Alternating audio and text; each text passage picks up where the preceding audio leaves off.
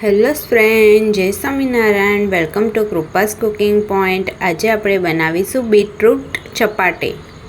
તેની માટે મેં અહીંયા 2 કપ જેટલો ઘઉંનો લોટ લઈ લીધો છે.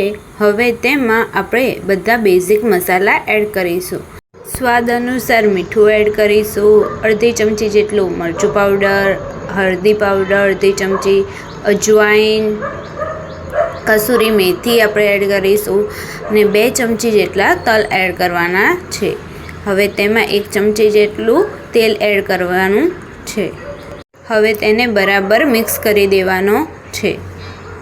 લોટમાં બધા મસાલા મિક્સ થઈને રેડી છે. હવે તેમાં આ રીતની બીટરૂટની પ્યુરી મેં બનાવી છે તે એડ કરી દઈશું.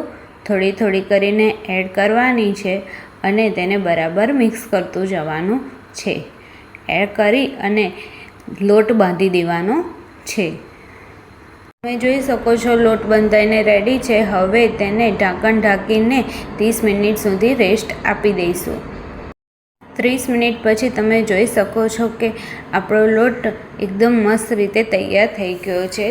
તેની ઉપર તેલ રેડી અને તેને ફરીથી કસણી લેવાનો છે. બરાબર કસણી અને તેને લીસો કરી દેવાનો છે રોટલીની જેમ. હવે તેમાંથી રોટલી જેટલો એક પેડો લઈને રોટલી આપણે વણી લેવાની છે. તમે જોઈ શકો છો કે ચપાટી વણાઈને રેડી છે અને તેની થિકનેસ આટલી જ રાખવાની છે. રોટલીની તવી ગરમ થઈ ગઈ છે. હવે તેના ઉપર આપણે આ રીતની ચપાટીને આપણે શેકી દઈશું. તમે જોઈ શકો છો કે એક સાઈડની ચપાટી શેકાઈને રેડી છે. હવે તેને આપણે બીજી સાઈડે આ રીતે શેકી દેવાની છે.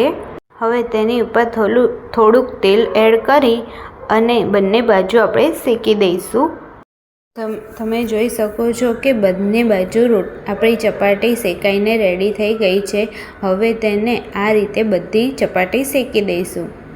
બધી ચપાટી શેકાઈને મેં અહીંયા રેડી કરી દીધી છે. તમે જોઈ શકો છો કે એકદમ મસ્ત રીતે બનીને રેડી છે.